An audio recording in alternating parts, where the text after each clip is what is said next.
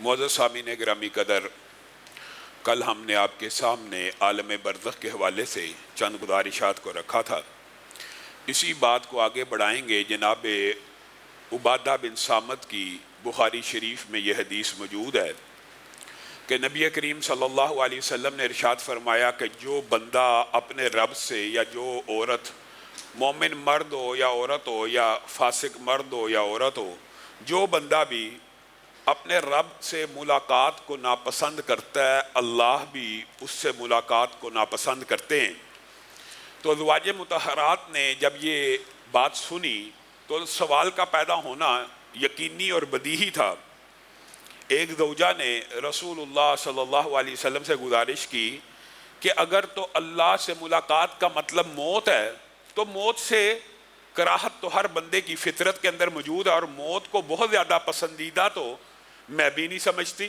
زوجہ رسول کہہ رہی ہیں تو رسول اللہ صلی اللہ علیہ وسلم نے کہا اس سے مراد یہ نہیں جو تم نے سمجھا، بلکہ اس سے مراد یہ ہے کہ جب موت کا لمحہ آ جاتا ہے اس وقت اچھے بندے کو اچھائی کی نویدیں اور خوشخبریاں جب سنا دی جاتی ہیں تو وہ بندہ ایک سیکنڈ کے لیے بھی پھر مزید دنیا میں نہیں رہنا چاہتا، وہ دوڑ کر بھاگ کر اللہ رب العزت سے ملاقات کرنا چاہتا ہے، تو اللہ بھی اس سے ملاقات کرنا چاہتا ہے۔ اور جو برا بندہ ہوتا ہے، فاسق فاجر ہوتا ہے، جس وقت موت کے وقت اس کو غم کی، افسوس کی، لعنت ملامت کی اطلاعات مل رہی ہوتی ہیں، پھر وہ جسم میں رہنے کے لیے بے قرار ہوتی ہے، روح نکلنا نہیں چاہتی اور اللہ سے ملاقات نہیں کرنا چاہتا، مکر جاتا ہے کہ میں برے کام نہیں تھا کرتا۔ قرآن کی آیت میں ہے کہ جس وقت برائی کے فرشتے آتے ہیں تو مکر جاتا ہے کہ میں برے کام نہیں تھا کرتا۔ تو جو بندہ اس وقت جسم سے اپنی روح کو جدا نہیں ہونے دینا چاہتا، اللہ بھی اس سے ملاقات کرنا نہیں چاہتا۔ معزز سامعین گرامی قدر، یہ دو ابواب ہیں۔ جیسے عالم برزخ اور عذاب قبر کے حوالے سے کل آپ کے سامنے تفصیل سے یہ بات رکھی تھی۔ ایک ہے بندہ مومن، اچھا بندہ، نیک آدمی، اس کے ساتھ کیا معاملہ ہوتا ہے؟ الذین تتوفاہم الملائکۃ طیبین یقولون السلام علیکم۔ جو نیک بندوں کی روحیں قبض کرنے کے لیے فرشتے آتے ہیں، آ کے کیا کہتے ہیں؟ سلام علیکم۔ ابتدائے کلام سلامتی سے، تمہارے اوپر سلامتی ہو۔ پہلی خوشخبری، انسان عالم برزخ کے اندر ابھی آنکھ کھلی ہے، خوشخبری پہلی کیا آ رہی ہے؟ فرشتے جو استقبال کے لیے آئے ہوئے ہیں کیا کہہ رہے ہیں؟ سلام علیکم، تمہارے اوپر سلامتی ہو ہماری طرف سے۔ اور بنیادی طور پر یہ پیغام فرشتے لے کے تو اللہ ہی کی طرف سے آئے ہوتے ہیں، اور پیغام کیا سناتے ہیں؟ ارجعی الی ربک راضیۃ مرضیہ فادخلی فی عبادی وادخلی جنتی۔ اللہ کی طرف سے بھی مغفرت کا، خوشخبری کا پیغام ہے، اللہ تم سے راضی ہے، تم رب سے راضی ہو جاؤ۔ اب یہ وہ وقت ہے، بنیادی طور پہ جو موت کی سختیاں، تکلیفیں آپ کے سامنے رکھی تھی، وہ ان لمحات سے پہلے پہلے ہیں۔ اور جو حدیثیں موت کی آسانی کی، روح کے جسم سے جدائی کی ہیں، وہ ان لمحات کے بارے میں ہیں کہ جس وقت فرشتے استقبال کرنے کے لیے آگے خوشخبریاں سنا دیں تو بندہ مومن کی روح اس کے جسم سے اس طرح نکلنے کے لیے بےتاب ہو جائے گی، اور اس تیزی سے، اس سرعت سے، اس جلدی سے اپنے رب کی بارگاہ میں پیش ہونا چاہے گی کہ رسول اللہ صلی اللہ علیہ وسلم نے کہا ایسے نکلے گی جیسے ایک مشکیزہ بھرا ہوا ہو، پانی کا بھرا ہوا مشکیزہ، اس کے آگے ایک بند بندھا ہوا ہے، اس کو کھول دو، اس پانی کو نکلنے میں کتنی کو تکلیف پیش آئے گی، کتنی کو دقت آئے گی۔ جس آسانی سے مشکیزے سے آخری قطرہ بھی پانی کا نکل جاتا ہے، آپ مشکیزہ کھولیے، ایسے کیجئے، پانی بغیر کسی رکاوٹ کے سارے کا سارا باہر نکل جائے گا۔ اس طرح روح جسم سے بے چین ہو کے اطمینان کے ساتھ جب باہر نکلے گی، سبحان اللہ، یہ دو مناظر ہیں۔ اللہ رب العزت ہمیں ان مناظر میں مبتلا کرے، اور اللہ تعالی ہمیں ان بندوں میں شامل کرے۔ آپ نے اور میں نے رزلٹ کی بات کرتے ہیں، احوال کی بات، اللہ تعالیٰ نے تفصیلات بھی بیان کر دی ہیں کہ آپ کا اور میرا پالا کن واقعات سے پڑنے والا ہے، یا ان واقعات سے پڑنے والا ہے، یا دوسری طرف برے لوگوں کے جو واقعات ہیں ان سے پڑھنے والا ہے۔ وہ تفصیل بھی آپ کو رسول اللہ صلی اللہ علیہ وسلم نے کھل کے بیان کیا. برا بن عازب کی جو حدیث ہے وہ اس بارے میں مفصل ہے. حضرت ابو ہریرہ کی حدیث بھی. یہ تین حدیثیں اگر ملا کے آپ کے سامنے رکھی جائے تو تینوں کا مفہوم میں ایک ہی حدیث کے تناظر میں بیان کروں گا. برا بن عازب نے کہا رسول اللہ صلی اللہ علیہ وسلم قبر کے اوپر بیٹھے ہوئے تھے, دار و کتار رو رہے تھے قبر کے اوپر بیٹھ کے, اور ہم سر جھکائے اس طرح بیٹھے تھے جیسے ہمارے سروں پہ کیا محاورہ پرندے بیٹھے ہوں. اور پرندے بیٹھنے سے مراد کا جو محاورہ اس سے کیا مطلب ہوتا ہے, جیسے جو بیمار جانور ہو جس کے سر کے اوپر جوئیں پڑ جائیں, چچڑ پڑ جائیں. آپ سارے پنجاب کے اندر جانتے ہیں جانوروں کو چچڑ پڑ جاتے ہیں, کوئی جوئیں پڑ جاتی ہیں. تو اس وقت جب کوئی پرندہ آتا ہے تو جانور اپنا سر نہیں ہلاتا کہ آرام سے اچک لے, مجھے اذیت سے نجات دے دے. سبحان اللہ. صحابہ کہتے ہیں ہم رسول اللہ صلی اللہ علیہ وسلم کے سامنے ایسے بیٹھا کرتے تھے کہ جیسے ہمارے سروں کے اوپر پرندے بیٹھے ہوں. اور میں اور آپ رسول اللہ کی حدیث سنی, زندگی نہ بدلی, دل کی کیفیت نہ بدلی. کیا فائدہ؟ رسول اللہ صلی اللہ علیہ وسلم کے سامنے ہم ایسے بیٹھے تھے تو رسول اللہ صلی اللہ علیہ وسلم نے یہ احوال بیان کرنا شروع کیے تھے جو میں آپ کے سامنے رکھ رہا ہوں. اور جس وقت روح نکلی ساتھ ہی رسول اللہ صلی اللہ علیہ وسلم نے, تین روایات ہیں, الفاظ کا فرق ہے لیکن مفہوم ایک ہی ہے. پہلی خوشبری سلام علیکم, دوسری خوشبری اللہ کی طرف سے بھی مغفرت کا وعدہ وعید خوشبری, تیسری ملک الموت نے ایک لمحے کے لیے روح کو اپنے ہاتھ میں لیا تو فرشتوں نے آگے بڑھ کر ان سے روح کو اس اطمینان اور سکون سے ہاتھ میں لیا کہ رسول اللہ صلی اللہ علیہ وسلم نے فرمایا سفید رنگ کا ریشم کا لباس جنت سے تیار کیا ہوا فرشتے ہاتھ میں اٹھائے اس روح کے لیے لے کے آتے ہیں. اللہ تعالی ہمیں بھی میسر فرمائے. ہم یہ سمجھتے ہیں اچھا کفن ہو جائے, پاک صاف کفن ہو جائے. بنیادی طور پر خوش نصیب انسان وہ ہے جس کے لیے کفن بھی جنت سے آ رہا ہے, ریشمی سفید ریشم کا. فرشتوں نے اس کے اندر اس روح کو ڈھانپا تا حد نگاہ. رسول اللہ صلی اللہ علیہ وسلم حد نگاہ. آپ حد نگاہ کو کیا سمجھتے ہیں؟ آپ سر اٹھائیے, عرب عرب نوری سال کے فاصلے کے اوپر بھی جو ستارہ ہے آپ کی نظر وہاں پہ پہنچ جاتی ہے. حد نگاہ فرشتے استقبال کے لیے بیٹھے ہوئے ہیں اس ایک روح کے لیے. اور آگے بڑھ کر اس کو خوشخبریاں سناتے ہیں, سلام پیش کرتے ہیں اور ایک دوسرے سے منتقل کرتے ہوئے یہ کھرب ہا کھرب نوری سال کا فاصلہ اس تیز رفتاری سے طے کرتے ہیں کہ فرشتے اس روح کو لے کے پہلے آسمان تک پہنچ جاتے ہیں.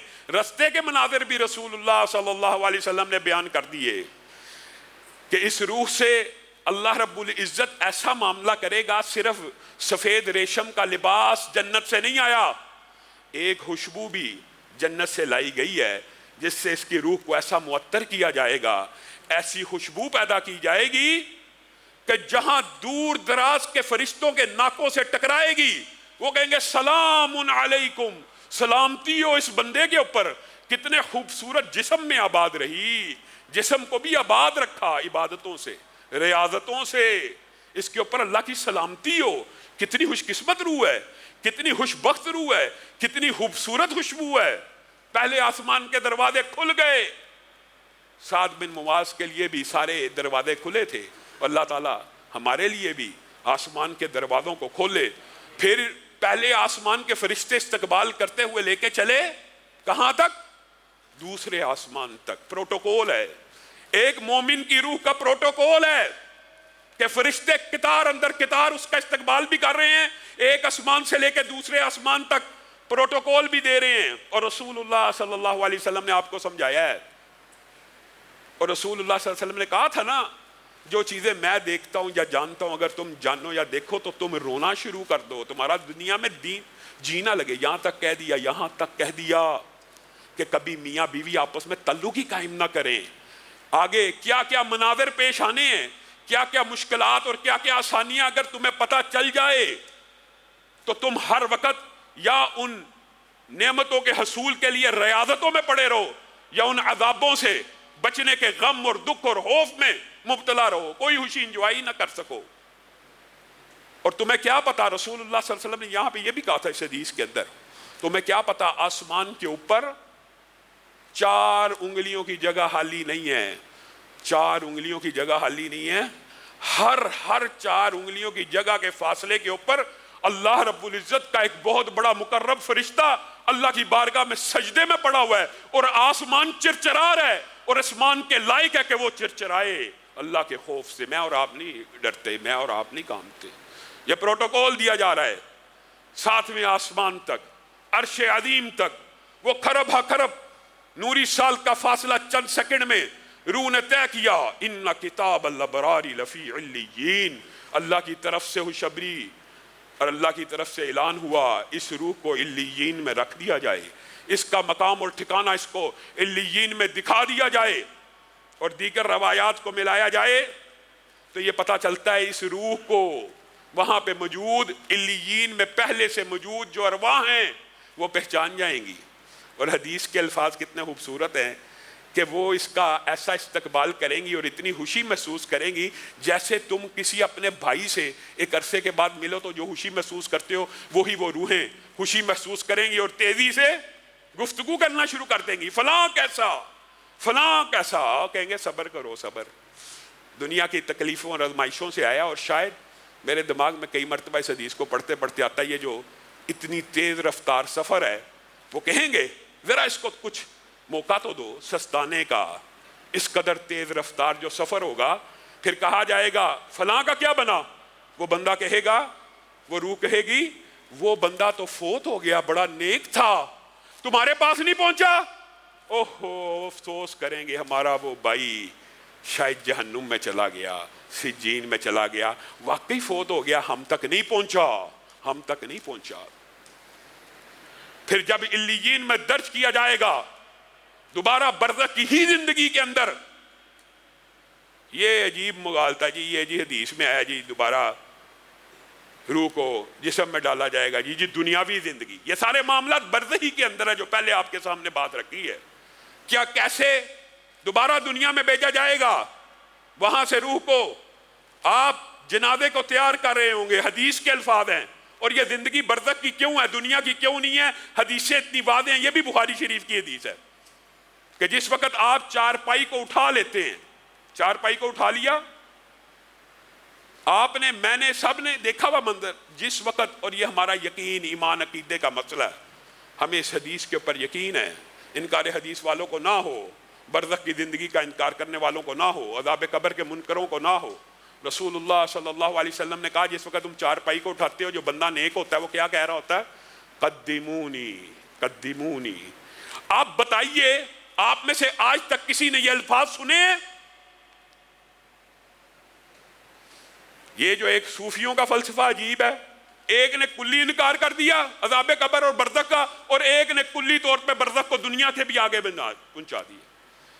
یہ واپس آ جاتے ہیں جی دنیا میں ہی ہوتے ہیں، دنیاوی زندگی گزارے ہوتے ہیں۔ اس کے دلائل آپ کے سامنے پہلے بھی رکھ چکا، اگر دنیاوی زندگی میں ہو تو شہید کی جو بیوہ ہے وہ شادی نہ کرے۔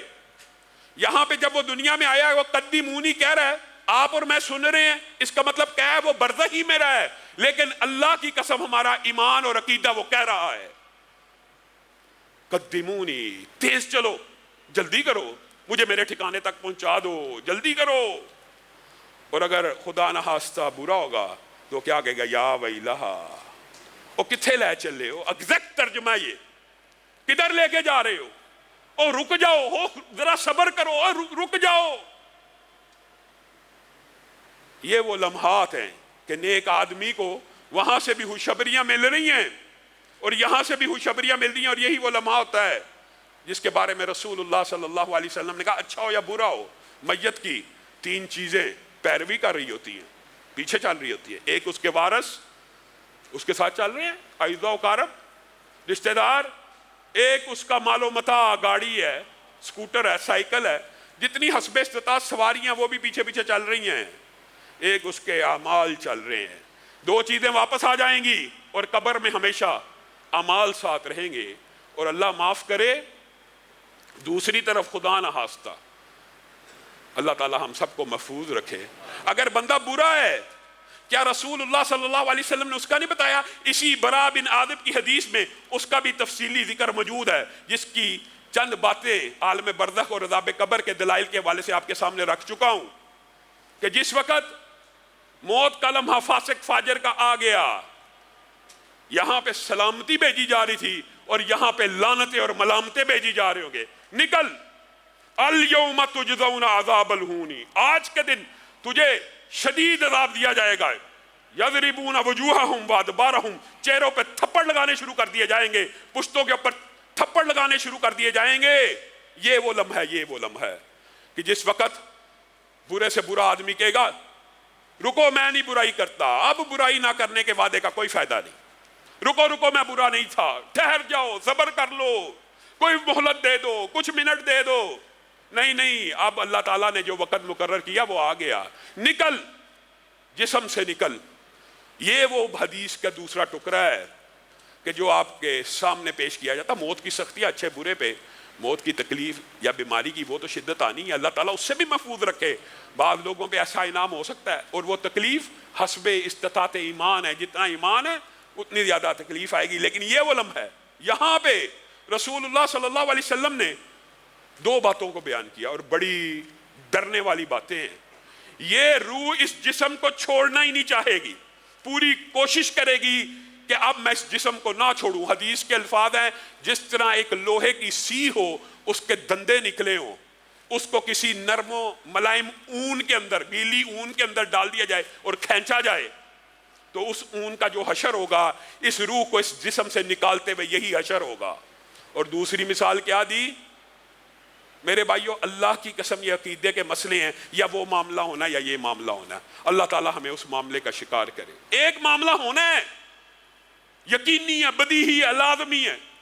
دوسری بات کیا؟ بات کسی کو اگر سمجھ نہیں آئی تو ایک خاردار کانٹوں سے بڑی ہوئی جھاڑی ہو، اس کے اوپر کسی نرم و نازک ریشمی دوپٹے کو پھینک کے دیکھو اور پھر اس دوپٹے کو کھینچو، دوپٹے کی کوئی دھجی باقی رہے گی؟ جس طرح وہ چر جائے گا، اس طرح روح اور جسم کو جب جدا کیا جائے گا اتنی تکلیف روح اور جسم برداشت کرے گا. اور کیا ختم ہو جائے گی تکلیف؟ جہنم سے ٹاٹ کا بنا ہوا کفن لایا جائے گا، بدبوئیں وہاں سے لائی جائیں گی. رستے میں جو فرشتے اس بدبو کو سونگ رہے ہیں، کتنا بدبخت آدمی تھا. لعنت ملامت کے الفاظ بھی حدیث صحیح میں موجود ہے، لعنتیں بھیجیں گے. بدبخت آدمی اس رب کی نہیں مانی جس نے پیدا کیا، جس نے بنایا، جس سے وعدہ کر کے دنیا میں آیا، جس نے بچپن سے جوانی دی، ہر صلاحیت، ہر نعمت دی، اس کی نافرمانی کر کے آیا. کتنا ظالم ہے، کتنا خبیث ہے، کتنا ذلیل ہے. مفہوم یہ ہے. اور پورے رستے میں آسمان تک جاتے جاتے یہی بری خبریں اس کو مل رہی ہیں. خوف اور تکلیف کی شدت میں اضافہ ہوتا جا رہا ہے. آسمان کے دروازوں کو کھٹکایا جائے گا. کون ہے؟ خبیث روح آئی ہے، خبیث جسم کو آباد کر کے آئی ہے. لا تفتح لهم ابواب السماء. یہ وہ بدبخت ہوں گے جن کے لیے کبھی بھی آسمان کے دروازوں کو نہیں کھولا جائے گا. ولا يدخلون الجنہ، اور یہ کبھی بھی جنت میں داخل نہیں ہوں گے. حتی یلج الجمل فی سم الخیاط، یہاں تک کہ اونٹ سوئی کے ناکے سے نہ گزر جائے. بھلا گزر سکتا ہے؟ ان کے لیے آسمان کا دروازہ نہیں کھولا جائے گا. لا مرحبا بکم، وہاں پہ مرحبا، کتنی عمدہ روح ہے، اہلن و سہلن کی صدائیں ہیں، عرش تک لے کے چلے ہیں. یہاں پہلے آسمان کے دروازے نہیں کھل رہے. فکأنما خر من السماء، اتنی تیز رفتاری سے زمین پہ دے مارا جائے گا جیسے ہوا تیز رفتاری سے یا پرندہ تیز رفتاری سے غوطہ کھاتا ہے.